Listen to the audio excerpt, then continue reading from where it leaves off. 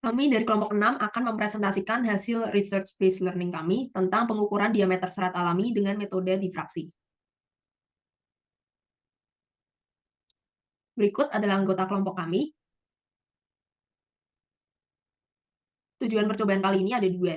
Yang pertama adalah menentukan diameter dari serat alami dengan menggunakan teknik pengukuran optik, yaitu metode difraksi. Yang kedua adalah menentukan setup alat eksperimen, fenomena difraksi, serta menganalisis diameter berbagai serat alami berdasarkan pola difraksi yang muncul pada layar untuk menentukan galet. Teori dasar. Yang pertama, difraksi laser itu adalah salah satu teknik untuk melakukan pengukuran objek-objek yang berukuran sangat kecil. Nah, fenomena difraksi laser ini adalah pembelokan arah rambat gelombang cahaya laser ketika cahaya melewati celah sempit. Akibatnya terjadi pergeseran fase gelombang dan terbentuk pola pita terang atau maksima dan pola pita gelap atau minima pada layar. Maksima atau pola terang terbentuk ketika dua puncak gelombang bertemu, sedangkan minima atau pola gelap terjadi ketika puncak dan lembah gelombang sefase.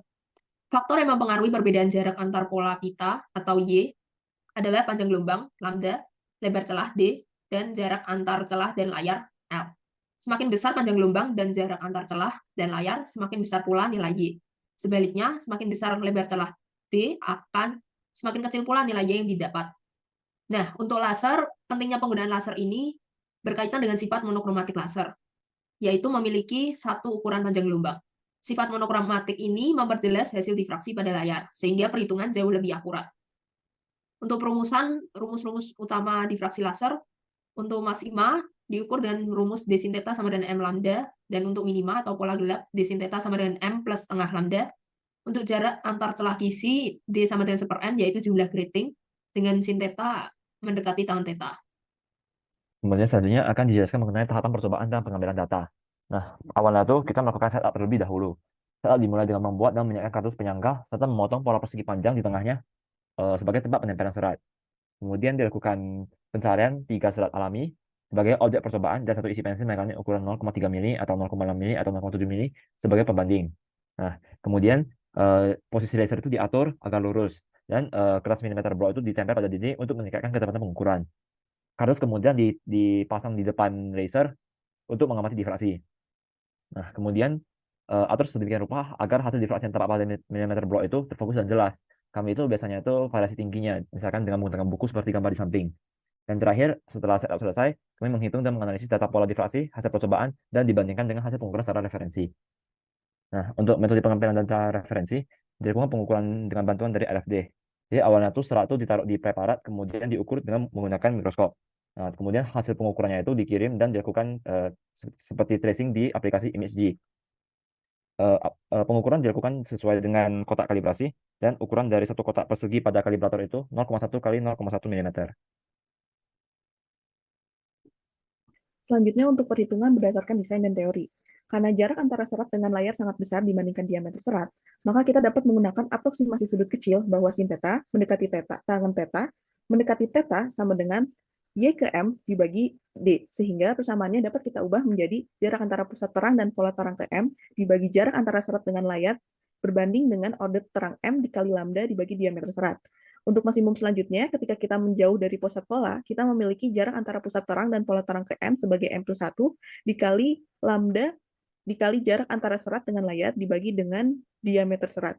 Dari kedua persamaan di atas, didapat jarak antara kedua maksima berdampingan dengan menggunakan persamaan delta Y sama dengan Y ke M plus 1 dikurangi Y ke M sama dengan lambda dikali jarak antara serat dengan layar dibagi diameter serat. Maka didapat hasil untuk menghitung panjang gelombang laser sebagai D dikali Y ke M plus 1 dikurangi Y ke M dibagi D besar, atau jarak antara serat dengan layar. Dari persamaan yang telah dijelaskan oleh teman saya sebelumnya, nanti ini akan didapat persamaan untuk menentukan diameter, yaitu dengan rumus D sama dengan M lambda L per Y. Nah, kemudian diameter hasil percobaan akan kita bandingkan dengan diameter referensi untuk menghitung galat. Perhitungan galat dapat digunakan persamaan persen galat sama dengan diameter secara eksperimen kurang diameter secara referensi per diameter secara referensi kali 100%.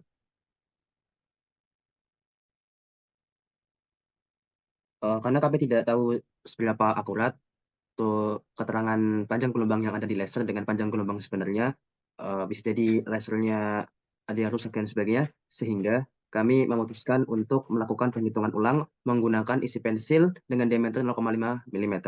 Dengan menggunakan rumus seperti yang tertera di layar, berdasarkan perhitungan berdasarkan teori, kami menemukan bahwa panjang gelombang sebesar 617,284 nanometer. Next. Berikut merupakan gambar masing-masing serat ya. Next. Next. Pada percobaan ini, kami menggunakan 3 jenis serat, yaitu serat rumput, serat sumpit, dan serat kelapa.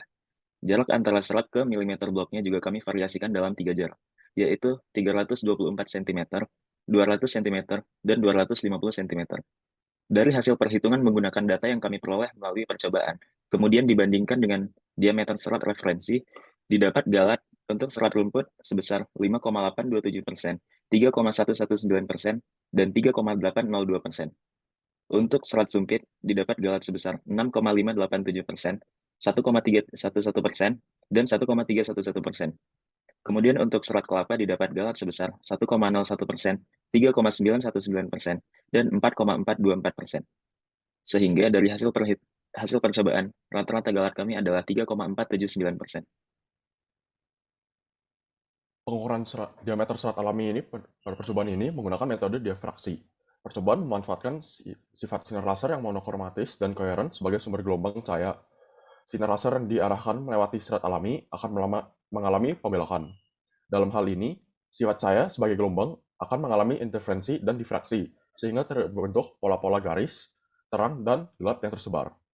Serat alami penghalang sinar laser tersebut akan menentukan pola difraksi yang terbentuk pada layar. Tiap-tiap serat alami memiliki perbedaan pola difraksi yang berbeda dan mengikuti ketebalan diameter dan karakteristik dari serat alami tersebut. Terdapat perbedaan diameter serat alami pada percobaan dengan metode difraksi dengan perhitungan secara teori. Hal ini terjadi karena beberapa faktor. Yang pertama, ada kualitas serat alami yang digunakan. Jadi pada percobaan ini kita menggunakan 3 serat alami yang berbeda-beda, yaitu serat pada rumput, dan sumpit, dan juga kelapa. Serat kelapa memiliki lebih banyak serabut-serabut yang melingkupinya dibandingkan dengan serat rumput, kemudian serat sumpit, dan kemudian kayu. Serabut-serabut ini menghalangi sinar laser yang dilewatkan, kemudian mempengaruhi pola difraksi yang dihasilkan di layar. Yang kedua, ada teknik pengambilan serat. Jadi pada percobaan ketiga serat alami ini diambil secara langsung dari tumbuhan secara manual. Dan hal ini membuat ketebalan ketiga serat alami itu tidak sama di setiap panjang serat alami tersebut. Jadi perbedaan kerataan ketebalan ini mempengaruhi juga hasil pola difraksi yang terbentuk di layar. Yang ketiga, penempatan serat alami pada set alat. Jadi pada percobaan serat alaminya itu ditempatkan pada kardus yang diberi lubang kotak dan serat alami ditempel pada sisi atas dan bawahnya dengan menggunakan solatip. Pada saat penempelan ini terdapat kemungkinan posisi serat alami yang tidak terikat dan kurang tegang ataupun miring. Kemudian yang keempat adalah ketidakakuratan alat ukur yang digunakan. Jadi pada percobaan, pengukuran jarak serat alami ke layar itu menggunakan roller ukur atau meteran, dan untuk mengukur jarak antara pola difraksi yang terbentuk itu menggunakan penggaris. Dan alat ukur ini memiliki tingkat ketelitian sebesar 0,5 mm yang akan mempengaruhi hasil perhitungan yang diperoleh, meskipun tidak berbeda terlalu besar. Kemudian yang kelima ada kesalahan praktikan. Next.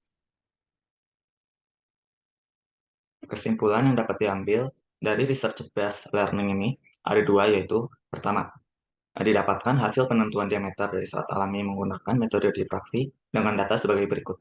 Rata-rata diameter serat rumput adalah 0,4175 mm, rata-rata diameter serat sumpit adalah 0,6338 mm, dan rata-rata diameter serat kelapa adalah 0,2042 mm.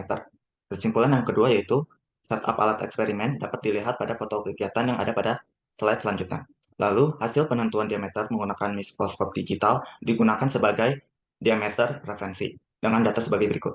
Diameter serat rumput sebesar 0,42475 mm, diameter serat sumpit sebesar 0,6255 mm, dan diameter serat kelapa sebesar 0,198 mm, sehingga diperoleh galatnya dari serat rumput sebesar 1,707%, dari serat sumpit sebesar 1,327%, dan dari serat kelapa sebesar 3,11%. Next. Berikut beberapa foto kegiatan yang dapat dilihat pada layar. Next. Sekian dari kami. Kurangnya mohon maaf. Terima kasih sudah menyimak.